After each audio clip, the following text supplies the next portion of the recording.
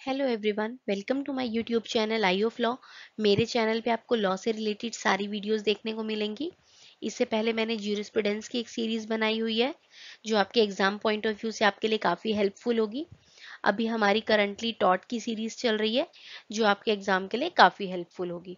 आप इनको देखिए और अगर कोई क्वेरीज है या कोई सजेशन है तो आप मुझे कमेंट करिए।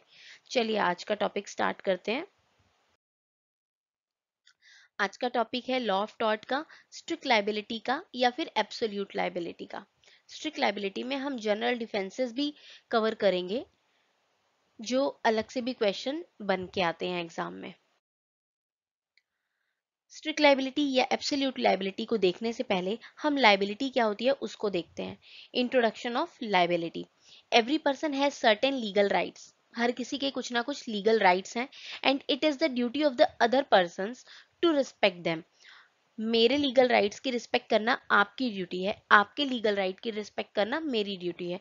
इसी तरीके से हर एक इंडिविजुअल की ड्यूटी बनती है कि वो दूसरे के लीगल राइट्स की रिस्पेक्ट करे। If a person infringe the right of another then it's a liability of the person to compensate the another. अगर मैंने किसी के लीगल राइट का इन्फ्रिंज किया है, वायलेशन किया है, तो मेरी ऊपर ये लाइबिलिटी बनती है कि मैं कंपनसेशन प्रोवाइड करूं उस बंदे को। Liability is its literal form burden on the party. मेरे ऊपर बर्डन आ गया लाइबिलिटी का। Liability can be of two type, दो तरीके की होती है, fault based liability and no fault liability. अब ये फॉल्ट बेस्ड लाइबिलिटी क्या होती है? Means the defendant violates the plaintiff's right, जिसमें डिफेंडेंट जो है वो प्लेंटिफ के राइट को वायलेट करता है। नो फॉल्ट लाइबिलिटी क्या होती है? The defendant is held liable to pay the compensation even though he was not at fault. कभी कभी क्या होता है, लाइबिलिटी बन जाती है कब? जब डिफेंडेंट जो है वो फॉल्ट में नहीं होता लेकिन फिर भी उसको कंपनसेट करना पड़ता है। इसको नो फॉल्ट लाइबिलिटी बोलते हैं। नो फॉल्ट लाइबिलिटी जो है दो तरीके से होती है, कैटेगराइज की जाती है दो पार्ट्स में। एक होती है स्ट्रिक्ट और एक होती है एब्सोल्यूट। यही हम आगे पढ़ने वाले हैं अपने इस टॉपिक में। सबसे पहले स्टार्ट करते हैं स्ट्रिक्ट लाइबिलिटी। अब स्ट्रिक्ट लाइबिलिटी क्या होती है, कब एराइज होती है, चलो देखते हैं। Strict liability arise when a defendant is liable for committing an action regardless of what his her intent or mental state was while committing the action। कोई मतलब नहीं है जब उसने वो काम किया तो उसके दिमाग में क्या था, उसकी इंटेंशन क्या थी, मगर उसने वो काम कर दिया तो वो स्ट्रिक्ट लाइबल हो गया। The principle of strict liability evolved in the case of Rayland versus Fletcher। Rylands versus Fletcher का जो था बहुत ही इंपॉर्टेंट लैंडमार्क केस था। इसको हमेशा हमें याद रखना है और एग्जाम में ये डायरेक्ट भी आ जाता है या फिर स्ट्रिक्ट लाइबिलिटी में तो इसको यूज करना ही करना है। अब इसमें फैक्ट्स देख लेते हैं। फैक्ट्स क्या थे? Fletcher had a mill on his land. भाई फ्लेचर की मिल थी and to power the mill Fletcher build a reservoir in his land. Reservoir होता है नीचे, जमीन के नीचे पानी इकट्ठा स्टोर कर रखा था। Due to some accident the water from the reservoir flooded the coal mines owned by Rylands. अब रेलैंड की जो कोल माइंस थी, जो रिजर्वायर था फ्लेचर का, उसमें से पानी बह बहकर रेनल की माइंस में चला गया। So Rylands filed a suit against Fletcher. टॉट है तो सूट फाइल हुआ। रेलैंड ने क्या किया? सूट फाइल कर दिया। The court held that the defendant build the reservoir at his risk. जो फ्लेचर ने बनाया था रिजर्वायर, अपने रिस्क पे बनाया था। In the course of it if an accident happens then the defendant will be liable for the accident and escape of the material. अब अगर उसके रिजर्वायर में से पानी एस्केप होकर रेलैंड के माइंस में चला गया है तो इसके लिए प्लेंटिफ ही तो जिम्मेदार, डिफेंडेंट ही तो जिम्मेदार है, मतलब इधर फ्लेचर ही तो जिम्मेदार आएगा।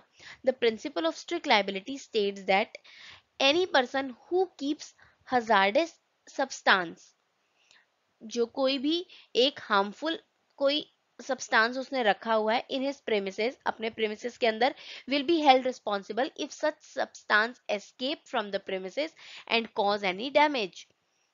ठीक है, तो अगर वो सब्सटेंस एस्केप हो गया उसके प्रेमिसेस में और कोई डैमेज कॉज कर दिया तो वो बंदा स्ट्रिक्ट लायबल हो जाएगा। इधर स्ट्रिक्ट लायबल होने के लिए तीन चीजें आ गई, हजार्डियस सब्सटेंस होनी चाहिए, एस्केप होना चाहिए और डैमेज होना चाहिए। Going by the principle laid in this case, it can be said that if a person brings on his land and keeps some dangerous thing, and such a thing is likely to cause some damage, if it escapes, then such person will be answerable for the damage caused. ठीक है, कोई एक इंसान है, उसने अपनी जगह में कोई डेंजरस थिंग को रखा हुआ है, और अगर वो डेंजरस थिंग एस्केप कर जाती है उसके प्रेमिसेस से, और उसके बाद कोई डैमेज कॉज कर देती है, तो वो जो पर्सन है वो उस हजार्डस सब्सटेंस का जो ओनर है वो लायबल हो जाएगा उस डैमेज के लिए।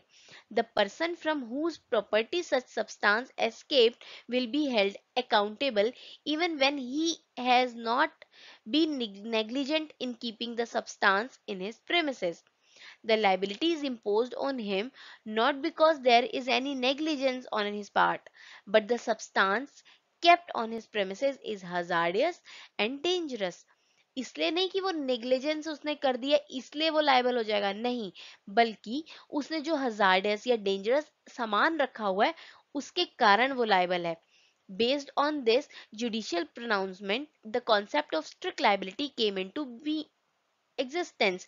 There are some essential conditions which should be fulfilled to categorize a liability under the head of the strict liability. Strict liability के लिए आने के लिए कुछ कंडीशंस है, उनका फुलफिल होना जरूरी है।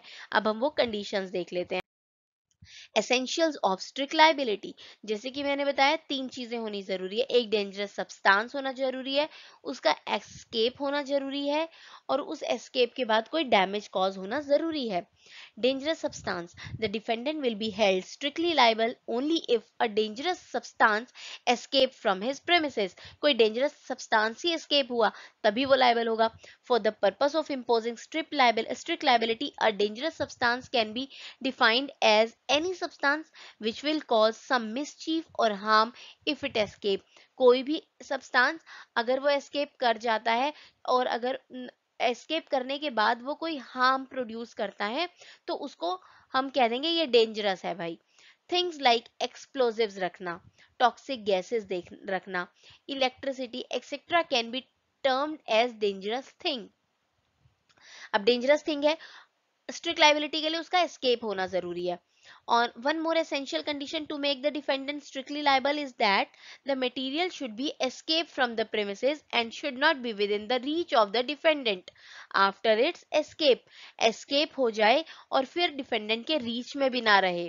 For instance, the defendant has some poisonous plant on his property. मान लो कि जो डिफेंडेंट है उसके पास कुछ पॉइजनस जहरीले पौधे हैं। लीफ जो है उसके प्लॉट से, उसकी प्रीमिसेस से टूटकर या उड़कर दूसरे की प्रीमिसेस में चली गई, और दूसरे के कैटल्स थे, वहां पे जानवर थे, उन्होंने उन लीव्स को खा लिया, तो क्या होगा, जो डिफेंडेंट होगा वो स्ट्रिक्टली लायबल हो जाएगा, क्योंकि उसने पहले तो पॉइजनस प्लांट्स लगाए थे, डेंजरस सब्सटेंस हो गया, एस्केप हो गया, वो उड़कर चली गई, एस्केप हो गया उस चीज का, इसके बाद डैमेज कॉज हो गया उन कैटल्स को। ठीक है, सारी चीजें हो गई तो डिफेंडेंट स्ट्रिक्ट लायबल हो गया। But on the other hand if the cattle belonging to the plaintiff, plaintiff के कोई कैटल्स हैं, अगर डिफेंडेंट के प्लॉट में आकर उन पौधों को खाते हैं तो डिफेंडेंट लायबल नहीं होगा। In the judgment of Reads versus Lyons and company, it was held that if there is no escape, the defendant cannot be held liable. वो कहता है escape होना जरूरी है, अगर escape नहीं हुआ तो defendant liable नहीं होगा। उसी की premises में घुस के उसका सामान खा रहे हो तो वो liable क्यों हो जाएगा? जो वो प्रेमिसेस में उसने सामान रखा हुआ है वो नॉन नेचुरल यूज होना चाहिए लैंड का। To constitute a strict liability there should be a non natural use of the land. In the case of Rylands versus Fletcher, the water collected in the reservoir was considered to be a non natural use of land. भाई वो natural use नहीं है जमीन का, non natural use है। Storage of water for domestic use is considered to be natural, but storing water for the purpose of energizing a mill was considered non-natural by the court. When the term non-natural is to be considered, it should be kept in mind that there must be some special use which increase the danger to others. कोई ऐसा special use किया जा रहा है जो दूसरे को danger cause कर सकता है. Supply of cooking gases through the pipelines, electric wiring in a house, etc. is considered to be the natural use of land. For instance, if the defendant lights up a fire in his fireplace, अपने fireplace में कोई आग जलाता है and spark escape and cause a fire, अब वहां से कोई थोड़ी सी आग उड़कर जैसे चिंगारी उड़कर कहीं और चली गई और वहां पे आग पकड़ लिया तो defendant will not be liable as it was a natural use of land. वो अपने फायर प्लेस पे फायर जला सकता था, उसने नेचुरल यूज ही किया है. These three conditions needs to be satisfied simultaneously to constitute a strict liability. Strict liability के लिए इन तीनों conditions का fulfill होना जरूरी है. अगर हम किसी को कहते हैं कि वो स्ट्रिक्ट लाइबल है तो इसके कुछ एक्सेप्शंस भी हैं. वो कोई डिफेंसेस भी ले सकता है जो डिफेंडेंट है तब बचने के लिए अपने लाइबिलिटी से. तो देखते हैं वो डिफेंसेस कौन से हैं. पहला जनरल डिफेंस आता है प्लेंटिफ्स ओन फॉल्ट. अगर प्लेंटिफ का ही फॉल्ट है और कोई डैमेज हो जाता है तो डिफेंडेंट जो है वो लायबल नहीं होगा क्योंकि प्लेंटिफ का खुद की गलती की वजह से वो हुआ है. जैसे कि हमने जो पॉइजनस प्लांट वाले में कहा था कि अगर प्लेंटिफ के कैटल्स डिफेंडेंट के प्लॉट में जाकर के वो पॉइजनस प्लांट खा रहे हैं तो डिफेंडेंट लायबल नहीं होगा. वो उसमें प्लेंटिफ की गलती है ना कि डिफेंडेंट की.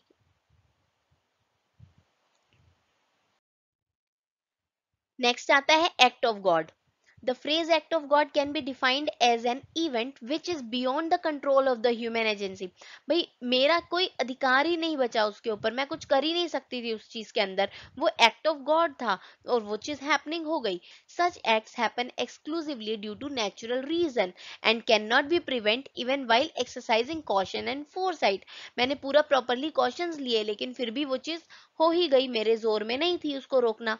The defendant would not be liable for the loss if the dangerous substance escaped because of the some unforeseen and natural event which could not have been controlled in any manner. Next आता है act of the third party. किसी third party से कुछ escape हुआ है तो भी defendant liable नहीं है. किसी इंसान ने अपने प्रेमिसेस में कोई पौधे लगा रखे हैं और वो जो है वो जहरीले फल देता है, ठीक है. अब इस कोई चोर उसके प्रेमिसेस में घुसता है, अपने बैग में वो फल भरता है, फिर वो सोचता है बगल वाले प्लॉट में भी चोरी कर लेता हूँ.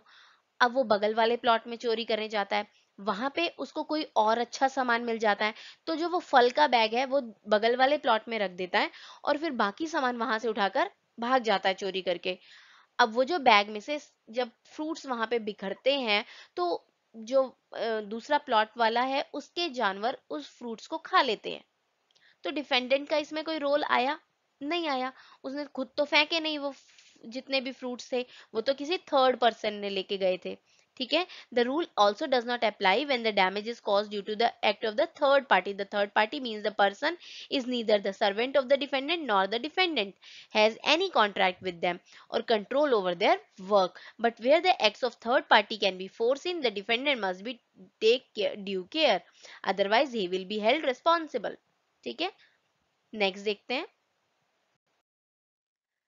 नेक्स्ट आ रहा है नेसेसिटी. ये अलग से भी आ जाता है 4 नंबर में कि नेसेसिटी का जो डिफेंस है उसको एक्सप्लेन कर दो. Generally defendant take the advantage of necessity when he did a small harm in order to prevent a huge harm. कोई बड़े से हार्म को रोकने के लिए छोटा सा हार्म कर देता है तो वो नेसेसिटी का डिफेंस ले लेता है. So if defendant in order to prevent a disaster harm commit a small harm, the defendant can take the privilege of general defence of necessity. For example, in a boat there are 150 kg of grains and 25 civilians. थोड़ी देर के बाद जो boat को ride कर रहा होता है बंदा, उसको लगता है कि बोट ना डूबने वाली है. तो वो क्या कहता है, सोचता है कि बोट डूबेगी, हम सब मर जाएंगे, इससे अच्छा मैं ग्रेन्स को उठा के फेंक देता हूँ. तो वो क्या करता है, 150 किलो जो ग्रेन थे, वन बाय वन उनके बोरी को उठा उठा कर नीचे फेंकने लगता है पानी में। अब वो पानी में फेंक देता है तो बोट हल्की हो जाती है और वो सेफली लैंड कर जाते हैं।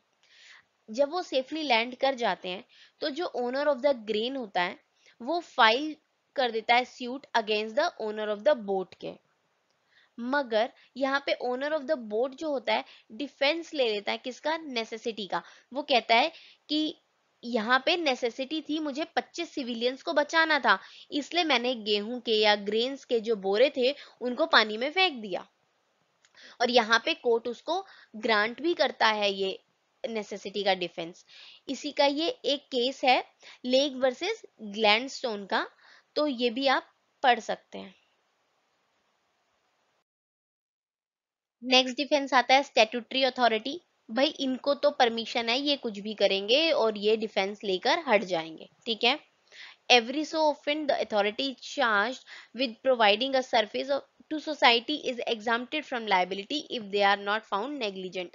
अगर वो negligent found नहीं हो रहे हैं तो उनको authority है, वो काम करेंगे और वो इसका डिफेंस ले लेंगे कि हमारे लिए तो जरूरी था, हमारे ड्यूटी के कोर्स में ये काम आ रहा है और हमें तो वो करना ही था, ठीक है। इसके ये दो केसेस हैं, आप इन दोनों केस को रीड कर लीजिएगा। अब है consent of the plaintiff. Consent अगर दिया है प्लेंटिफ ने किसी काम के लिए तो फिर वो डिफेंस ले सकता है डिफेंडेंट। इसको वॉलेंटाइन नॉन फिट इंजूरिया के नाम से, ये एक मैग्जिम है, इसके नाम से भी ये क्वेश्चन आ जाता है कि एक्सप्लेन वॉलेंटाइन नॉन फिट इंजूरिया। If a person A gives permission or consent to person B to do some act or after giving the consent any tort has been committed by B, then the person A cannot file suit against the person B, as A agrees to infliction of some harm upon himself. Now, later there is no remedy under the law of tort for him. ठीक है।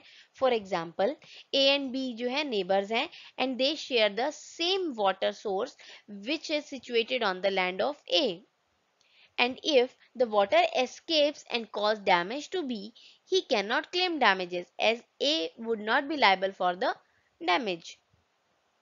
लेकिन इसके अंदर जो वो consent है, consent को express या इम्प्लाइड कैसे भी हो सकती है, मगर कंसेंट को फ्री कंसेंट होना जरूरी है। मतलब फ्री कंसेंट का मतलब हम फ्री कंसेंट को डिस्कस करेंगे जब हम कॉन्ट्रैक्ट पढ़ेंगे, मगर अभी मैं इसको हल्का सा बता देती हूँ कि फ्री कंसेंट का मतलब होता है कि कंसेंट मतलब उसकी मंजूरी जो है वो फोर्स, फ्रॉड या मिस रिप्रेजेंटेशन से ना ली गई हो। Exception to the defence of consent. Consent का जो डिफेंस अगर डिफेंडेंट लेता है तो उसके कुछ एक्सेप्शंस भी हैं, जिस केसेस में उसको डिफेंस नहीं मिलेगा और प्लेंटिफ की बात को माना जाएगा। वो क्या है, रेस्क्यू केसेस। अगर प्लेंटिफ एक्ट करता है रेस्क्यू केसेस में तो डिफेंडेंट को डिफेंस ऑफ कंसेंट नहीं मिलेगा। जैसे कि इसका एक एग्जाम्पल से बात करते हैं कि एक इंसान है, उसने अपने हॉर्स को मार्केट प्लेस पे ऐसे छोड़ दिया और चला गया कोई सामान लेने के लिए। अब उसका हॉर्स जो था वो तो शरारती था, वो तो लोगों को, ओल्ड एज पे पीपल को, बच्चों को हार्म कर रहा था, प्रॉपर्टी को तोड़ रहा था। तो वहां पे बैठे एक इंसान ने देखा कि ये तो हार्म कर रहा है लोगों को, तो वो गया उस हॉर्स को बांधने के लिए। उसने हॉर्स को बांध दिया, लेकिन उस दौरान उसको कुछ चोट आ गई। उसने उस चोट के डैमेजेस को क्लेम करना चाहा हॉर्स के ओनर से, मगर ओनर ने उसको डैमेजेस देने से मना कर दिया। तो जिस बंदे को चोट आई थी उसने ओनर के खिलाफ जो है वो सूट फाइल कर दिया। अब वहां पे ओनर ने डिफेंस लेना चाहा कंसेंट का। उसने कहा कोर्ट में कि ये जो बंदा था ये खुद गया था हॉर्स को पकड़ने, मैंने नहीं कहा था जाके हॉर्स को संभाल ले, तो इसने तो अपनी कंसेंट दी थी। तो वहां पे जज ने कहा कि उसने कंसेंट जो थी रेस्क्यू केस में दी थी, वो बूढ़ों को, बच्चों को और प्रॉपर्टी को बचाने के लिए गया था, इसलिए यहाँ पे आपको डिफेंस नहीं मिल सकता है। इसी तरीके से इसका एक और एक्सेप्शन है, वो है ग्रॉस नेग्लिजेंस का। उसमें क्या होता है कि एक बंदा होता है, वो डॉक्टर के पास जाता है अपनी राइट आई को ऑपरेट कराने के लिए।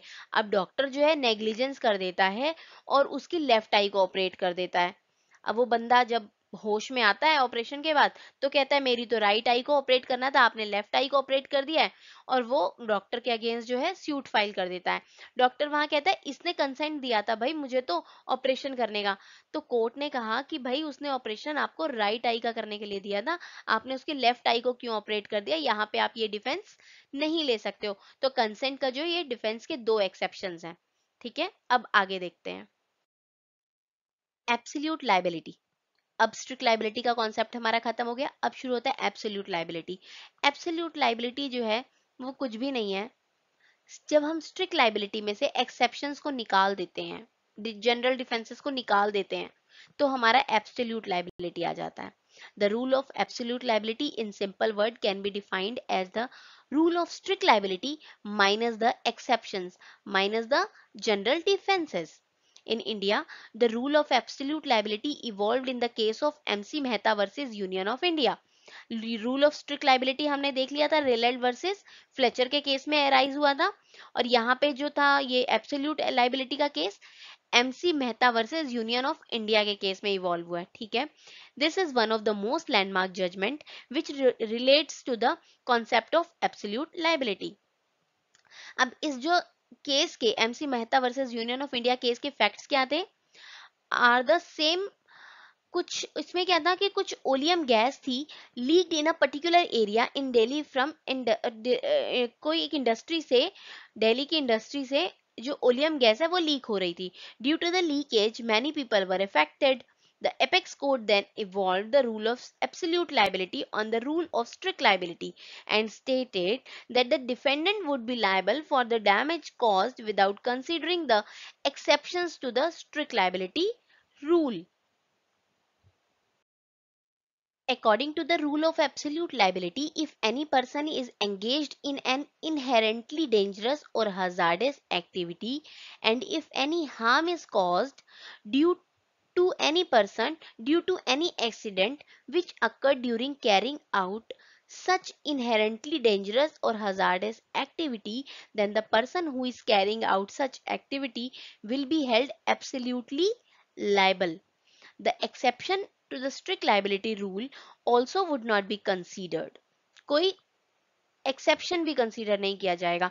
The rule laid down in the case of MC Mehta versus UOI Union of India was also followed by the Supreme Court while deciding the case of Bhopal gas tragedy case. Bhopal gas tragedy case में भी यही हुआ था. To ensure that victim of such accident get quick relief through insurance, the Indian legislature passed the Public Liability Insurance Act in the year 1991. इनका ये कहना है कि अगर जैसे हमारी स्टेचुटरी अथॉरिटी है वो बार बार उसका डिफेंस अगर ले ले रही है या कोई और डिफेंस चल रहा है, तो नहीं, अगर आपसे बार बार एक चीज गलती हो रही है तो वो आप गलती को सुधारिए, आपको डिफेंस नहीं मिलेगा, एब्सोल्यूट लायबल हो जाओगे आप किसी भी रॉन्ग के लिए। इसका मतलब क्या है, एब्सोल्यूट लायबिलिटी कैसे अराइज होगी, स्ट्रिक्ट लायबिलिटी में से आप जनरल डिफेंसेस को निकाल दोगे तो। इसके साथ हमारे स्ट्रिक्ट लायबिलिटी और एब्सोल्यूट लायबिलिटी का ये जो टॉपिक है वो खत्म होता है। अब हम मिलते हैं एक नेक्स्ट वीडियो में। तब तक के लिए अगर आपको मेरा पढ़ाया हुआ अच्छा लगता है तो मेरे वीडियोस को आप लाइक करिए, मेरे चैनल को सब्सक्राइब करिए, कोई आपके सजेशंस हैं या कोई क्वेरीज है तो मुझे कमेंट करिए। मिलते हैं नेक्स्ट वीडियो में। Thanks for watching.